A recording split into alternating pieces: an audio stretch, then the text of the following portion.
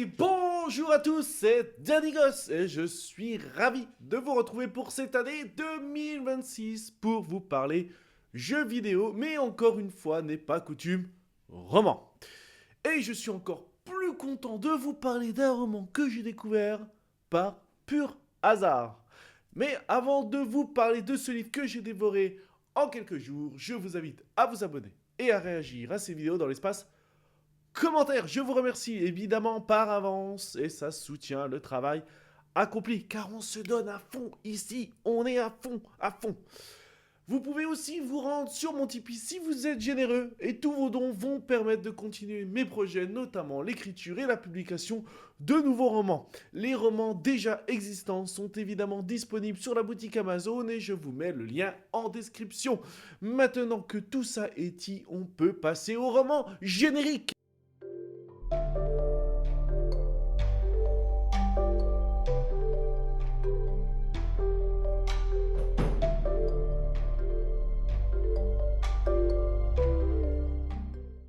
Si vous savez, mais je suis sur Thread. Je pense que ça se dit comme ça. Et j'en profite pour vous dire que vous pouvez vous rendre dessus et me suivre.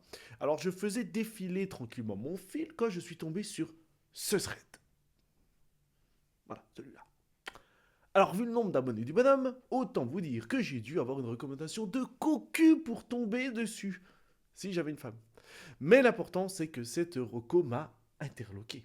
En effet, j'ai pas vu beaucoup de romans avec une couverture aussi intrigante qui, cela dit, raconte déjà toute une histoire. Une grenouille, un dragon, c'était forcément de la fantaisie.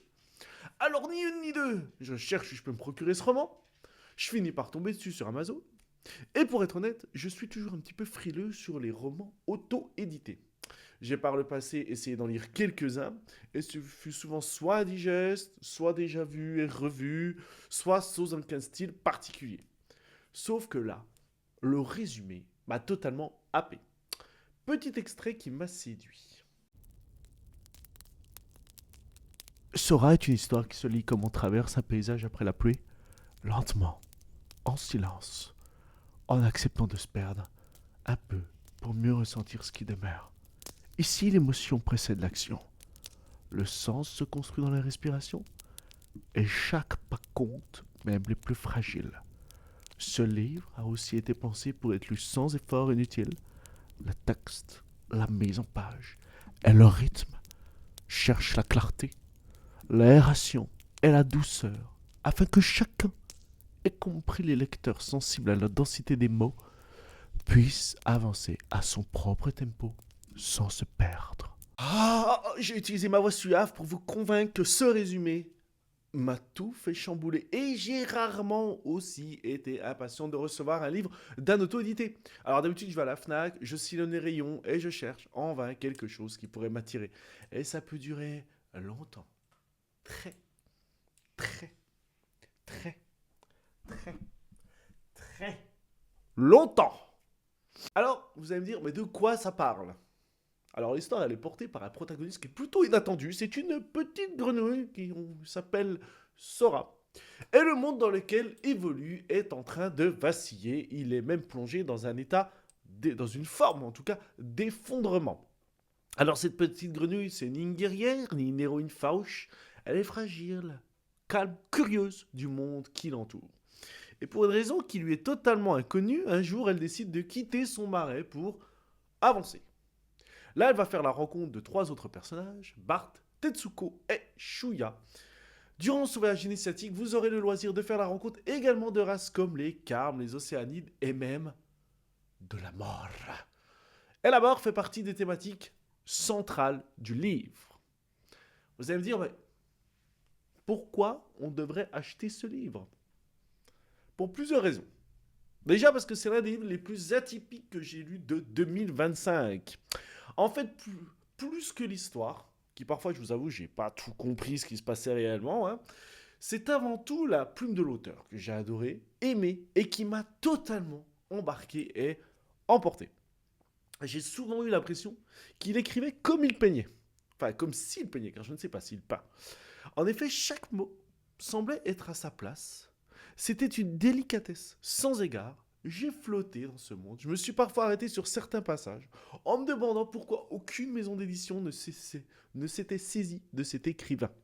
Et c'est son premier roman. Et franchement, je pense qu'il a un très bel avenir. Le livre, il nous parle de mort, de la perte d'amis, sans tomber dans dans le larmoyant ou le trash. Lorsque la mort survint, elle est brute, sans fioriture, frontale. Et ça, j'ai vraiment trouvé que c'est ce qui donnait toute la beauté de ces moments-là. On va également aborder l'amitié, les liens, ce qui nous permet d'avancer, ce pourquoi on devrait se battre, ce qui donne un but, un sens à la vie. Et on apprend avec Sora à décortiquer, à comprendre ce qu'est les liens entre les êtres. Le récit se permet aussi des moments de contemplation, qui renforcent ces moments d'accalmie, de lenteur. Et ça leur donne une majestuosité sans pourtant nous ensevelir sous une tonne de descriptions. Je pense que vraiment le tout est savamment dosé pour donner parfois l'impression de lorgner entre le conte, le rêve, le fantastique, la poésie.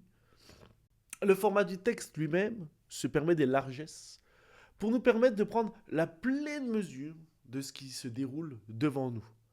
Il y a des fois, je me suis surpris à sentir la caresse du vent, à respirer l'air marin. J'ai eu froid lorsque la pluie s'abattait.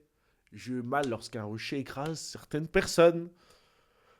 Moi, je trouve que ça faisait un moment que j'avais pas ressenti des sensations comme ça dans un roman qui vraiment filtrait dans mon corps, quoi. Si vous ne l'aviez pas deviné, j'ai adoré ce roman. Alors il coûte 17,99 € sur Amazon. Je vous mettrai le lien en description pour que vous puissiez vous le procurer. Alors personnellement, je ne trouve pas le prix excessif par rapport à ce que j'ai déjà lu pour le même prix. Et si vous cherchez un roman différent dans sa forme comme dans le fond, alors vous êtes au bon endroit. En plus, je souligne que l'auteur est une personne vraiment très sympathique avec qui j'ai pu échanger, notamment pour lui dire que je m'étais procuré le roman, lui donner mes premières impressions. Et je pense sincèrement que c'est important de soutenir ces jeunes plumes encore inconnues au bataillon en leur donnant un espace, même minime, pour se faire connaître. Alors j'en profite pour vous dire que si vous écrivez vous aussi des romans et que vous tombez sur ces vidéos, vous pouvez me contacter en message privé ou sur mon Discord et je regarderai si je peux lire vos romans.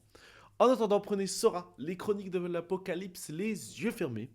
Et nous, on se retrouve sur d'autres vidéos prochainement sur la chaîne, mais également en live pour jouer à des jeux vidéo fantasy, bien sûr.